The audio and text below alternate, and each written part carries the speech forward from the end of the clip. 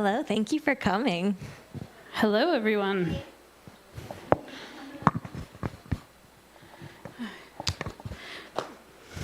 So I just got back from Atlanta the other day, and it's in the same time zone, but somehow I'm still jet lagged. So that's my excuse if anything goes really weird. So first of all, congratulations on your second book. Thank you very much. I have read it, obviously.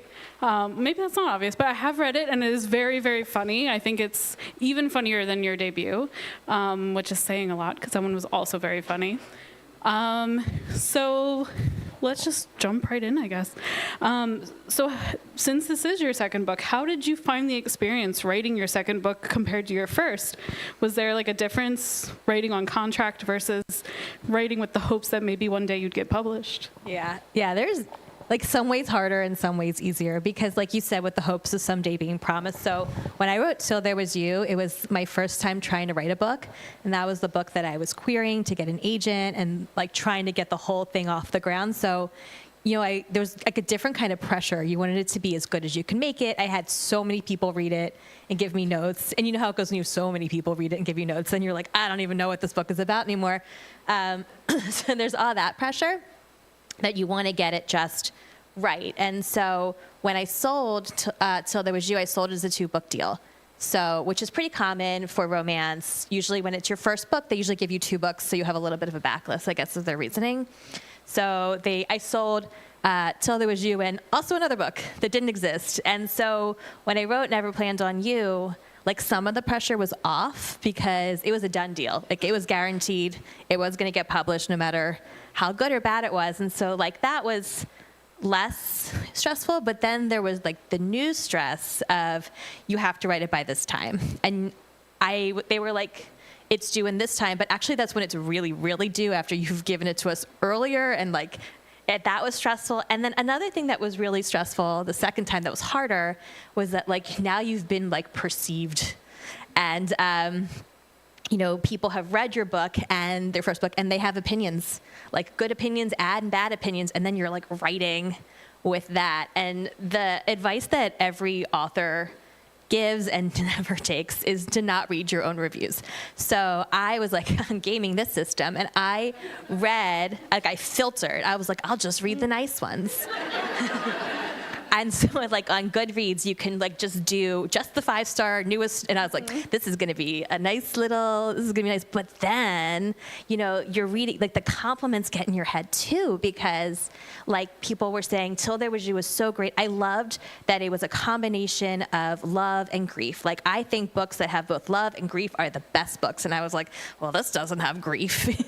Like, no one's going to, and then they were like, I love, you know, in Till There Was You, they have the 3 best friends. And I think the best 5-star books have like a group of 3 friends, and I was like, oh shit. Like, so then like no matter what now you've gotten in your head, and you know the problem with that is that when you start trying to write what you think people want to read, then it stops being fun and it stops feeling like authentic. So that was one way it was harder, but it was also easier because I knew that either way, you know, I had the agent, I had the editor, they were stuck with me, it was coming out.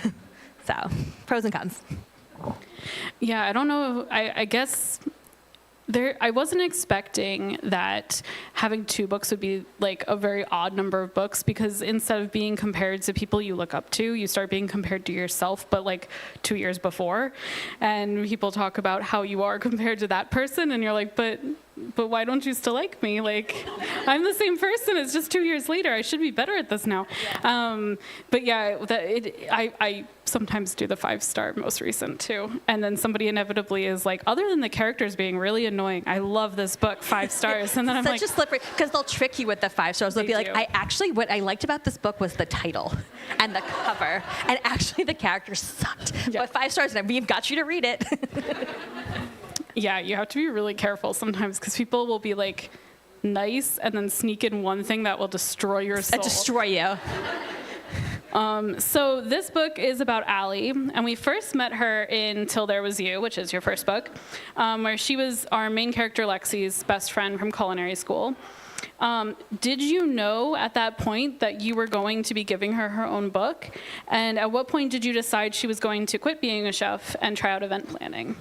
So I did not know she was going to get a book. I did not know anything about writing romance when I wrote the first book. It was a large learning experience. One thing I didn't know, first thing I didn't know was you have to have an epilogue. That was minus a lot of stars. I didn't have an epilogue. Well, 0 stars for you. So you have to have an epilogue. And also I didn't realize that like a lot of times with these contemporary romances, people do like companion novels in the same world. So when I sold the first book and my editor was like, do you have an idea for the second book? And I was like, I'm just excited I sold this book. Like, no, I don't have any other ideas. So I came up with an idea. I can tell you the story about how I came up with the idea. But when I pitched it to her, she was like, can you make this Allie's book? I was like, okay. I had come up with, just to pivot a little bit, I came up with this idea because I get pop-ups on my computer from the New York Post. I don't know why. I don't read the New York Post that often. But the New York Post has crazy stories, and I feel like that's the pop-ups you get. So I got this pop-up one day, and the story was this woman in a bar, she got drunk in a bar, and she got a man's name tattooed on her butt, and she needs to find him because he might be the love of her life, and she is on a quest to find the man who is on her butt. And I was like, so I was thinking about it, and then I was like, what if, it was two people and they were tattoo twins and they had to find their way back to each other. They thought they were never going to see each other again, and that kind of rolls from there. And so I pitched that, and then I had this idea that she could be a wedding planner, because that would also just be hijinksy and fun. And they were like, can you make it Allie's book? And I was like, well, Allie's a chef. But my editor, who ended up buying the book, is also from Baltimore. I'm from Baltimore. She's from Baltimore. And I was like, if you buy this book, I will make the second one take place in Baltimore. So So I was like, okay, she's a chef now in Baltimore. We're going to make it work. We're going to make it work. So I made the backstory that Allie was from Baltimore. I never said where she was from. And, it kind of built into her character that she was somebody who would be a little bit of a career changer. I mean, she did get a stranger's name tattooed. Not her name. She got a stranger's tattoo. So she would, the least she can do is, switch it up a little bit in her career. So that is how we landed on that plot. Speaking of the tattoo, are we going with pigacorn or unipig? I like to mix it. I think unipig. Unipig. It goes both ways. When I was brainstorming it with one of my humorist friends and we were talking about it, she's like, it's a unipig, it's a pigacorn. And I was like, oh, that's funny. And I typed that right into the draft. And now you have stickers. I do. I have stickers that look like the unipigacorn. And she didn't let me take all of them, so there's still some for you. So what were the differences between writing the characters of Lexi and writing the character of Allie? And did you have to do anything to get into the right voice for Allie? I think that was the hardest. Once you get past the Goodreads tragedy in your head, I think the hardest thing about this book was they're both in first person and making the voice different because, I think you do subconsciously, you start writing as yourself a little bit, and to differentiate the characters was hard. There were a lot of times I was reading this and I was like, do I just sound like Lexi again? And I was I kept going back to Till There Was You and looking at the scenes with Allie and seeing some of the jokes she made. Some of the things I did were really, basic. Like I said, in the first book that she had this sweatshirt with all of Shawn Mendes tattoos. So I put that in the second book and tried to tie it over. But I was really... A lot of her character was inspired by my sister-in-law, and so I would sometimes just text her and just kind of get conversations with her to get in that viewpoint. But yeah, that was one of the hardest parts. I think I had to ask myself sometimes what is different about Lexi versus Allie? And I think Allie says more what she's thinking, and Lexi kind of holds it in more. And so I try to do a little bit less internal monologue and more just her saying everything that she was thinking to sort of differentiate it. But it was really hard. Yeah, I'm writing one right now that is dual POV first person. And I'm like, do these characters sound like different people? I don't know. I'm also writing that and I'm like, is this what men think? I don't think it is. I decided that one of them has asides in parentheses and one of them has asides in M dashes, and that's going to be... That's why you're a USA Today bestselling author. The craft.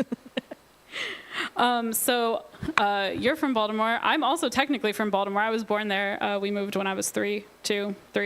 But I loved it as someone who has roots there, who had family there growing up, visited a lot, went to so many Orioles games. Was it difficult knowing the city so well and deciding what places you were going to name drop and what you weren't going to mention? In some ways it was, because, some of the places, I just picked places that I liked. And so, like, my favorite city area is Hamden, and so I love Hamden, and I wanted to write that in. And so to prepare for this book, I really did like a trip down there with two of my writing partners, actually. And we went down there and we walked around 36th Street, and we went into this used bookstore. And in the used bookstore, I found this Jewish Festivals Cooking Cookbook. And so I wrote that whole plot into the book. Like, that was all kind of organic. But Baltimore is so diverse, and the city and the suburbs are also very different from each other. And I really wanted to represent all of it, but I wanted to represent it in a way that I felt I could speak to. And so there's like 2 main locations in Baltimore that the book takes place. It takes place in the city downtown, and then it takes place in Allie's hometown, which is like an unnamed suburbs, which is basically based on Pikesville, which is the suburbs where I grew up. And they're both really specific. Like, downtown, especially Hamden area, is like very artsy, like very hip. It's got the Hun Cafe. I don't know if it's still open. It's like very like flamingo pink. Like, it's really cool and hip. And then like the suburbs, like 30 minutes north, is like, it's like the modern day version of like Anna Tefka from Fiddle on the Roof. Like, it is like everyone's grandma knows each other, and like it's just like very intimate and like super Jewish, and it's just like a different vibe. And I wanted both of them in the book, so I was trying to pick places for each one that would like showcase each one of those places. Like, I picked the bagel place.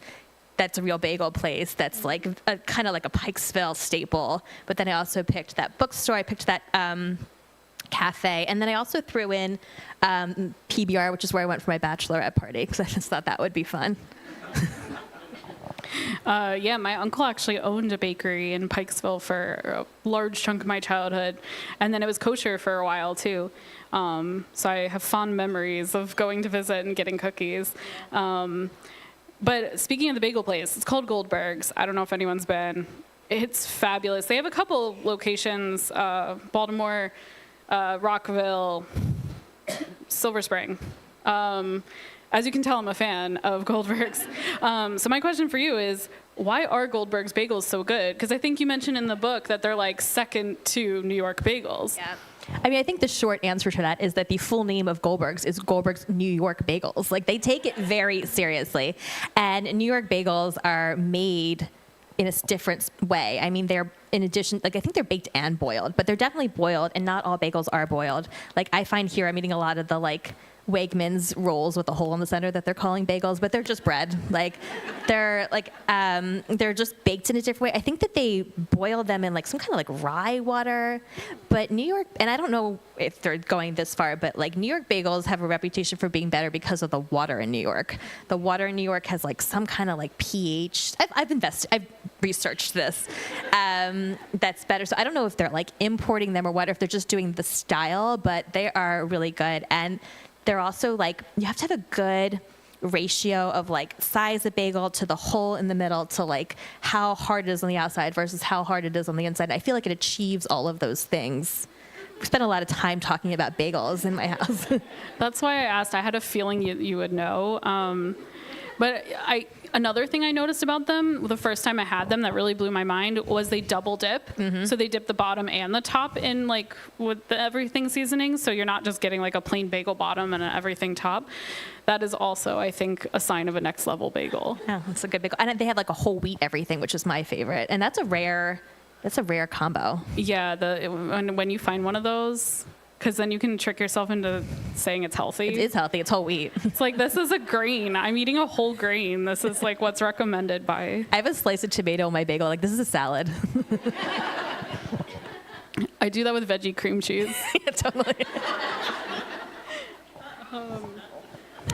And then continuing with food. Yeah. There is a moment where, do they get snowballs? I think they get snowballs, right? or do they just talk about I getting can't them? remember if they get them or they just talk about them. I actually cannot remember. It's been a long time since you probably read like- this. it's been a I don't while. think people realize how long it takes to tried to- publish a book. I tried to listen to the audiobook the other day and I was like, oh. So what, in your opinion, are the best snowball flavors and the worst snowball flavors? I hope you don't alienate anyone. Good luck. Okay. First of all, I did not know until I went to college that snowballs were a Baltimore thing. I did not know. And I remember talking about them. I went for 1 year to the University of Delaware before I transferred to Maryland. And I remember like being at the University of Delaware talking about snowballs and they were like, you mean like those little Debbie's cakes? And I was like, no, like a snowball, like the, you know, in the cup, the styrofoam cup. And like no one knew it. I did not know it was a Baltimore thing. So if you don't know what it is, a snowball, it's kind of like Rita's, like, but it's harder. So it's like a block, like a solid block of ice ball with the syrup on top. So I think the best flavor is chocolate with marshmallow sauce. It's like a liquid marshmallow sauce. That's my favorite. I think everyone else's favorite is the Skylight, which is blue. Like the flavor is blue. It is like this specific cerulean blue. And I was like talked about it in my document, and I said to my editor, like, what does Skylight taste like? And she's like, blue. And I was like, I know, but like, what does it really taste like? And I looked up. It's like the blue raspberry, but also has vanilla in it. Like it's like exactly this color. It's really pretty. And all the kids like cerulean. That's cerulean. They like the Skylight. It's good. I don't like the egg custard. It's another really popular flavor, and I think it's gross. Sorry if anybody likes egg custard snowballs. Yeah, we moved from Baltimore to South Central Pennsylvania, Hanover, and there is still a snowball culture there. At the Crab Shack, literally called the Crab Shack, has a snowball hut attached, and they're famous for their Kahlua one. And my mom gets it layered with vanilla ice cream. So that is also a thing, but I don't know if any of the places in Baltimore are doing that. There is a place, the Cow, in Reisterstown, and I've they been there. do like custard and ice cream with the snowballs. I know. I have not been there in a long time because it's not close to anything, but For the record, not that this matters, I like cherry with marshmallow. it matters. If anyone to wants us, Sarah. to get me a snowball and have it not melt by the time you get it to me. And they're always in those huts too. Like they're literally like a wooden hut. It looks like a puppet show. Yeah, it's literally a converted shed almost always. It's just a shed. Yep, just a shed and With a window. and a line all the way down the street. And a dry erase board with all the flavors. Yes, Because even though the flavors never change, it has to be on a dry erase board for some reason. These are the hard-hitting things I need to have in my Baltimore book. So there is a scene where they go to a Roblox-themed bar mitzvah.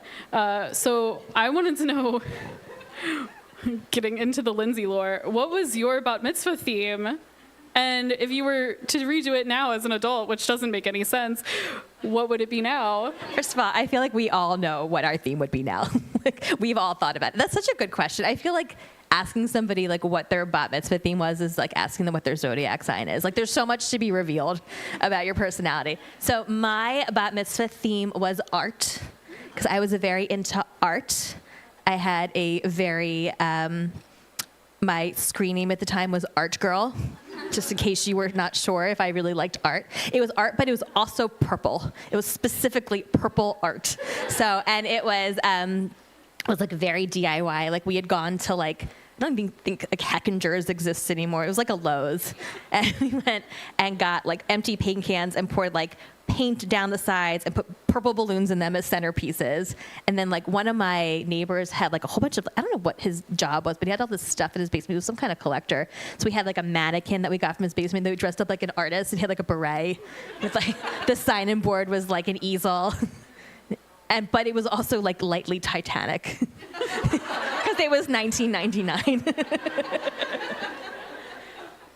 If I was going to do my theme now, which of course I have thought about on more than one occasion, I think like I might want to do Broadway, and each table would be like a different Broadway, but I soft launched this at my wedding, and it did not like go well. Like I was like, oh, we'll have like during dinner, we'll just like play Broadway show tunes, and it just like, everyone's just like eating chicken to like Oliver Twist. It went downhill. Like, I don't know, or it would be a Harry Styles themed bar mitzvah. And then you would have like a fruit bar with all the different fruits, like a little tattoo station. It would work. It would be great. So without too many spoilers, because this book just came out and most people have not read it, what is your favorite joke or bit in the whole book that you can remember? So I realized last night when I was talking about this that I have not one but two Titanic jokes in this book. One was not enough. My favorite, there's two parts that I really like. I have one part where I have Allie, who's the main character, she gets her whole book, like in the beginning, her family's trying to set her up with the funeral director from her town because they're like, business is always good, like you're gonna have a good life. And first she's like, really like, I'm not going out with the funeral director. But then like when she realizes she's planning the wedding of her tattoo twin that she thought she was going to have a relationship with, she's like, all right, I've hit bottom, like, let's do this. And I tried to make it really funny. And I did, unfortunately, had gone out on a date in real life with the funeral director when my bubby did set me up with his bubby.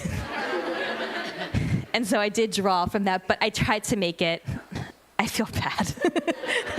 But like, so I made him like, he's a nice person in real life. I made him like a lot less appealing in this book, but I made it so it's like an awkward scene because they're on this terrible date, and then Graham, who's the love interest, and his fiance come in, and there's just like, there's no other tables, and they all have to sit together, and then it's just like awkward for like everybody at the table is uncomfortable for like a different reason, and I think that's really fun. And then I have another scene that I really liked where they get locked in an industrial freezer together, which I think you do have a follow-up question on that one. But my friends, I have like two writing partners, and they were like, you should lock him in a freezer. And I was like, that sucks. Like, I hate that idea. And then they were like, no, it'd be really funny.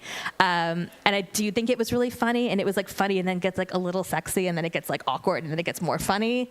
So I think that one's really fun too. Yeah, I did find that very funny because she's trying to tell him that she was locked in the freezer because like the door like doesn't hold open or whatever, and he's like, no, it does, look, and just like shuts them both in. So my final question, which maybe is the most important,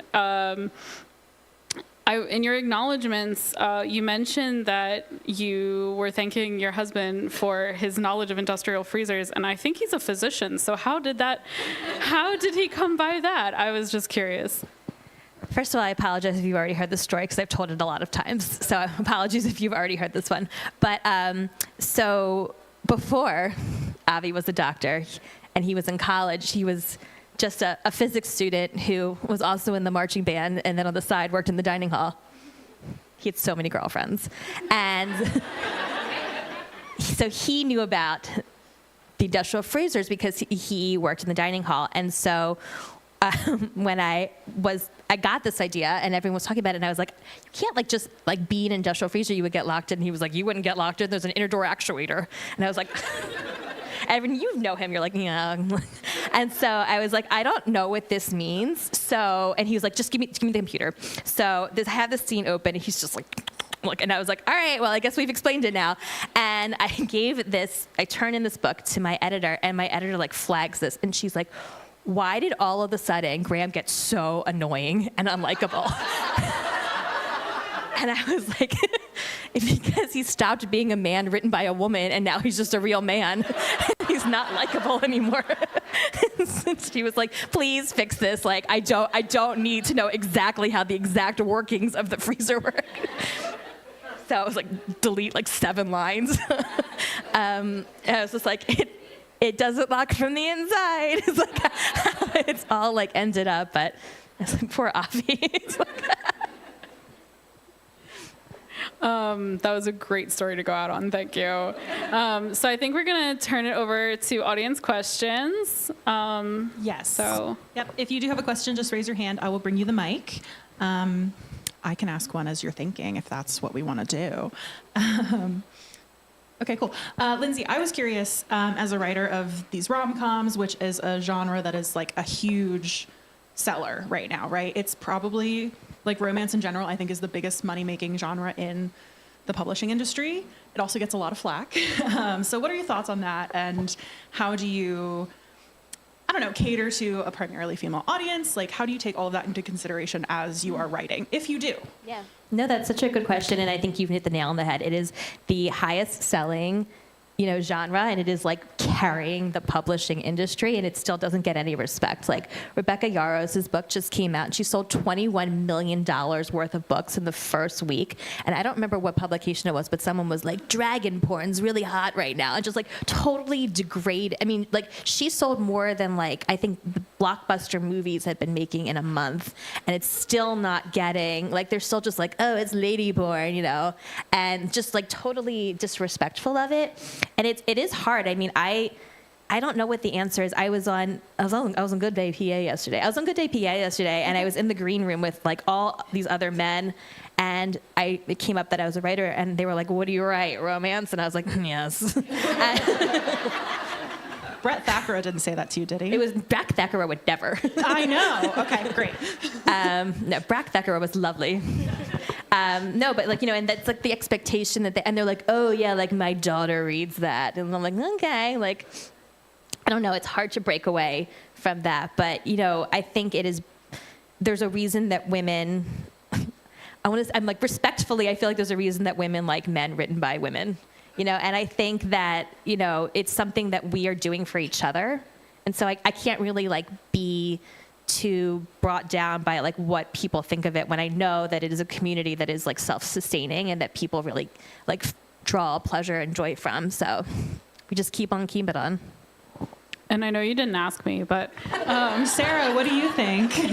I don't know if I have that much to say but I do think it might not really feel like it unless you're looking very closely, but I think we're at a point where more people than ever are reading romance, and I don't just mean women. More non-binary people, more men, more just everybody is starting to see that this is a genre they can turn to for hope, they can turn to for a good time, they can turn to like kind of shut out the world, to work through their traumas, to learn how to have a healthier relationship. There's so much in there that is appealing to so many people, and I think we're finally starting to see more people finding that for themselves as the stigma does start to go away a bit. I know my husband reads romance. He started so that he could give me better feedback on my own writing, and now reads a ton on his own. We read it together, and honestly, it's made him a better partner. So, like, highly recommend. But I do think it is a genre that is historically for women, but I don't think it's just for women. And I think the world would be better if more people read romance, and I'm not just saying that because I make money off of it. No, I agree. All right, Your husband doesn't just read Reddit. He does go on Reddit to look for mentions of my books. Aww. And then he doesn't tell me if they're mean. I have a question. If this were to get made into a movie, who would you cast as Allie and Graham? And then if there's any other characters that you've thought about, like who embodies those characters for you? I don't know. I have never thought about it for this movie. I feel like I'm still trying to figure out the Till There Was You cast. I was going to say, okay, so then for Till There Was You then. Oh, for Till There Was You. There's like this, we can stick with this one. I didn't realize in the holiday, I feel like when I watch a movie, the characters are as old as they were when I watched it. So I'm like, Jude Law was old in that movie, but he really wasn't. So I don't know, I like to think of like a new person that you've never heard of before who's like up and coming. Like Allie is somebody that, like, I picture Allie as this girl from my sorority who was like 5 feet tall and named Allie and like really silly. Do you know who I'm talking about? little Allie. And so I don't know who I would cast in the movie. For Till There Was You, there's some guy, Jake Miller, who I found on the internet that I think should be Jake. And he's, I don't know. We'll think about it. We'll pray on it. Sorry, I'm doing double duty with cake. Any other questions? Up top, maybe?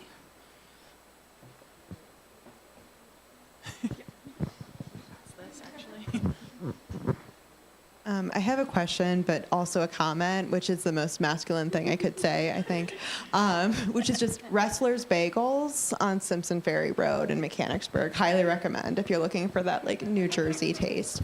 I think my question is, are you familiar with that that picture of when you think of an apple, can you actually picture an apple? Can you rotate it in your mind, or does your brain just say the word apple? Do you know what I'm talking about? How does this factor into your writing life for both of you? That's so interesting. I feel like I do most of my brainstorming in the car to music, which is like one of the reasons I don't listen to audiobooks, because that is like an audiobook time and I do my brainstorming during that time. And I will sort of like visualize an uncast actor, but like I'll visualize these people in my brain and I'll picture the scenes and then I'll write them down. So I do feel like I'm seeing more the apple. I feel like when I wrote my first book and they were in an apartment, even though it was not that apartment, even though I know that her apartment in the book was much nicer than the apartment that I lived in when I lived in New York, I kept picturing it as that place. And I was like putting myself in that room and picturing myself in that scene when I was writing it. So I feel like I'm more of an apple. I do think Wrestlers is great. You know what I do not think is great is Bagel Boutique. That's a shunda.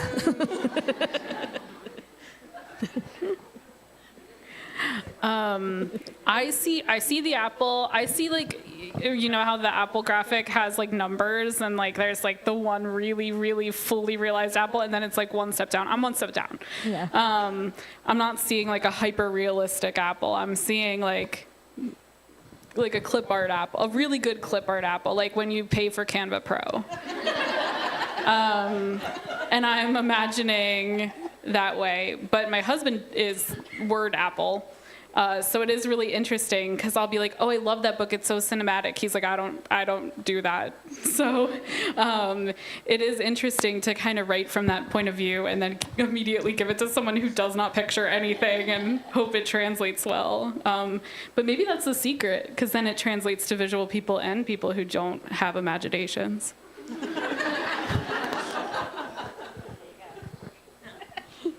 Okay, I think we have a question back here. Hello.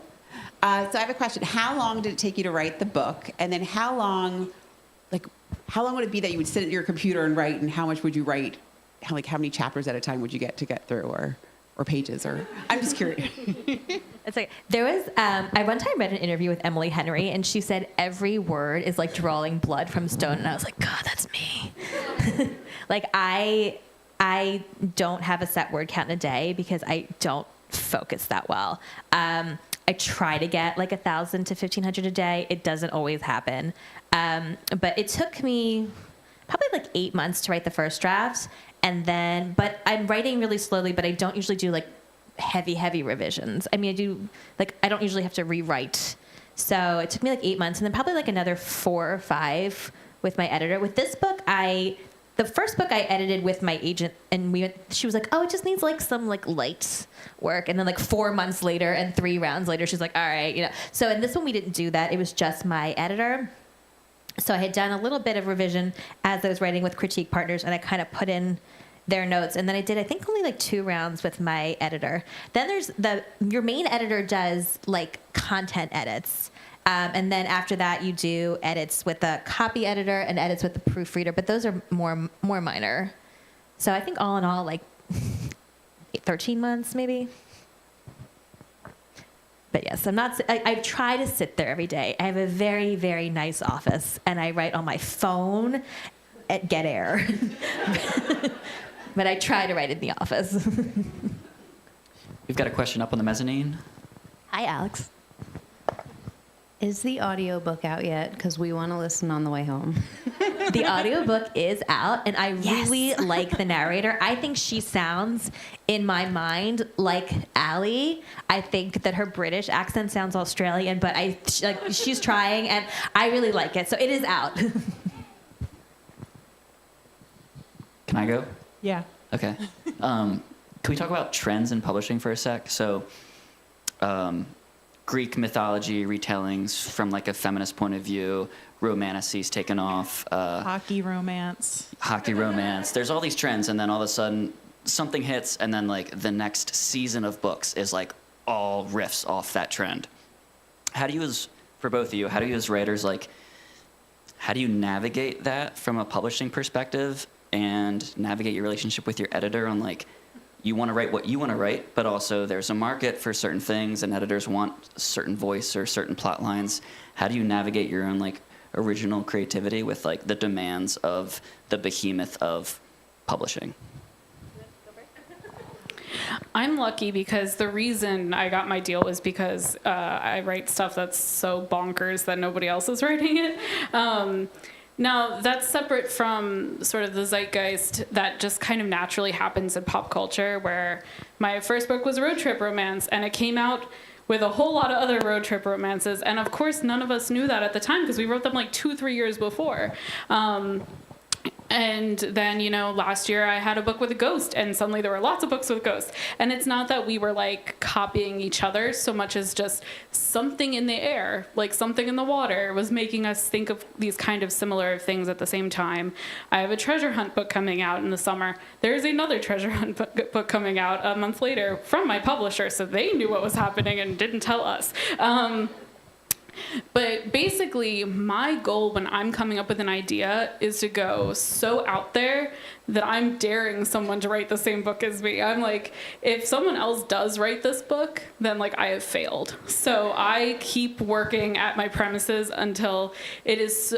My agent likes to say, write something that only you, Sarah, can write. And she doesn't mean like something based on my own experiences or jobs I've had or anything like that. She means something that could only come from my specific brain. And that is always what I'm trying to do. And thankfully, that's something my editor and my team really support.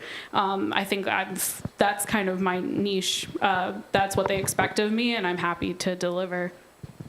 Yeah, I mean, I think in traditional publishing, it's hard to chase trends because traditional publishing takes so long for books to come out. So it's much easier for like an indie author who can work faster and print faster to chase the trends. You know, like a lot of the hockey romances, when that was taking off, like if you are able to like publish your own book, you can do it faster. I think about like too, like I think authors who have bigger names. Like I think about like Tessa Bailey. She was like, I'm going to write a hockey book, and everyone's like, I'll pre-order right now. Where do I click? You know, I think they have a different power than if I try to do it. But I think by the time you start trying to chase a trend, the trend is over. But I also have the experience of like the zeitgeist. Like when I said I was going to write Never Planned on You, I was like, that would be so cool because like what romances take place in Baltimore? Like here comes B.K. Borson the same month as me with the Baltimore romance. My book 4 is Baltimore. And your book 4, exactly. And like there really weren't that many, and now they're all coming out. I had the same experience with like the Till There Was You. I was like, wow, I bet no one's ever thought about writing a book about a musician and a commoner before.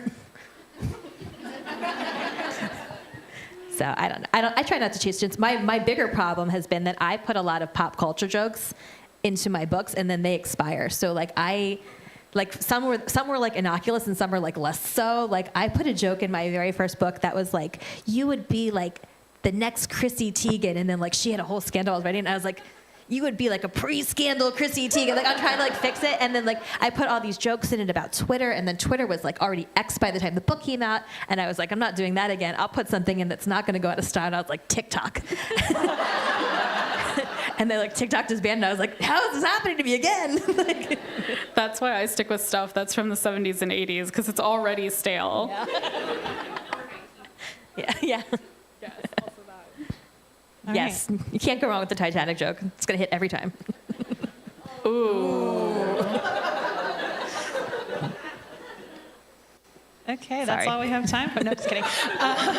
Any other questions? One back here.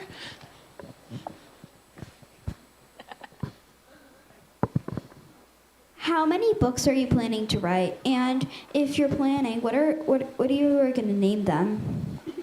Such a great question. What a cute child. How did you get in here? So I have another book that is coming out sometime next year. I think they're moving it to the spring, summer season, which is fine because I'm not done writing it. And it's called Rewrite the Stars. And so I've sort of like accidentally gotten on this trend where all of my books have Broadway musical titles. We have accidentally. Well, the first time it was sort of an accident. The second time I was like, well, let's keep this going. And then the third time I was like, what? Googling like every Broadway title, like what can we do here? So that one is going to be coming out. That one's a little bit different for me. It's like an older main character. She's divorced, and she has children. and she's sort of trying to move on and find love again after that first one. That one was inspired by something else that I'm sure will do me in the pop culture zeitgeist, because I was like, you know who needs a good love story? Jennifer Gardner.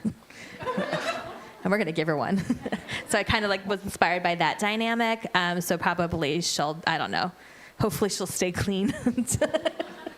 But that's the next book I have coming out. And then hopefully as many books as people want to read. I would love to keep going with it. It's really fun.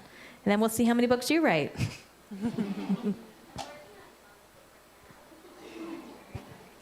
And when will you be basing one of your books in Harrisburg, Pennsylvania? I have this idea. I haven't done anything with it yet, but the third book does take place in the Poconos. Like, we're getting closer. I overshot. And I've also like not spent a lot of time in the Poconos. But it's fine. If there are not any more questions, then we can have cake. So, okay, awesome. Can we have a big round of applause for Sarah and Lindsay? Sarah will be sticking around for a book signing as well. So if you would like your books personalized, they are available up at the cafe, and then the signing will be right here. The cake will be back there. Please help yourselves, and I will be dishing it out as we take